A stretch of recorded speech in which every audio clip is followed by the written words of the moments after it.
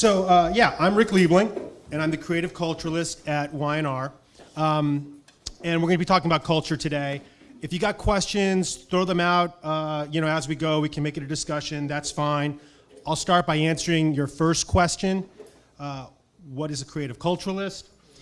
And the answer is it can be a lot of things. But what I try to do is help create, shape, and communicate the culture of Y&R. So when I go out to speak, places like this, or at conferences all over the place, or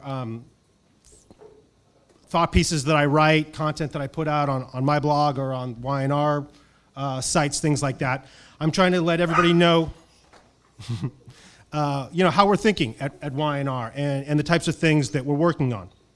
When I go to those places and when I'm talking to people or when I'm coming here, I also try to bring culture back into the agency. Y&R is actually celebrating, I think, next month our 90th anniversary.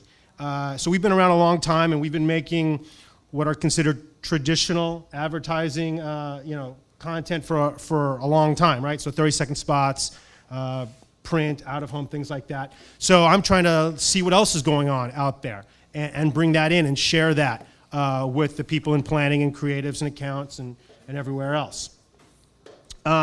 But ultimately, I try to bring non-traditional solutions that can complement the traditional solutions that we create. So I spend a lot of time working on and thinking about exploring things like crowdsourcing or gamification. Most recently, Second Screen. So I'm I'm an advisory board member to the Second Screen Society, which is an advisory group that works with all of the cool tech vendors that are making the apps and things that are on your phone. So when you're watching Vampire Diaries or whatever, and you're doing cool stuff and you're finding out what other people are talking about and games that they've created, I'm really involved in that area and seeing how our clients, whether it's Land Rover or Campbell's, people like that, can see how we can add that to what we would traditionally do for them.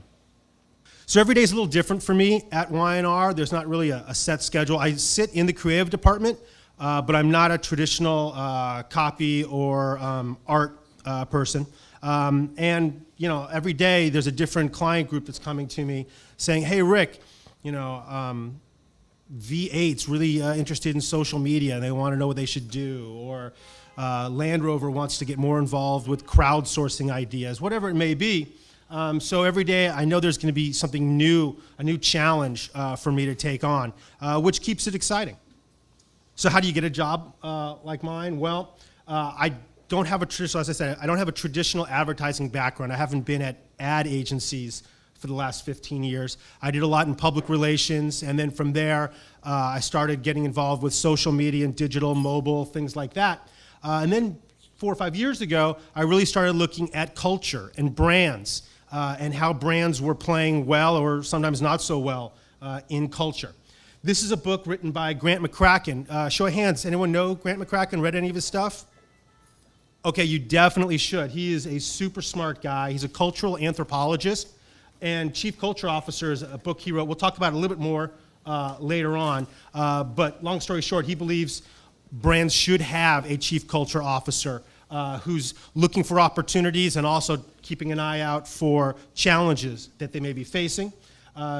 Grant was kind enough to include me in the book as a candidate, one of 10 candidates for that sort of a role. And a little while later, lo and behold, Y&R approached me, and after a few months of back and forth, they said, "Hey, Rick, we got an idea. We'd love for you to come and join us."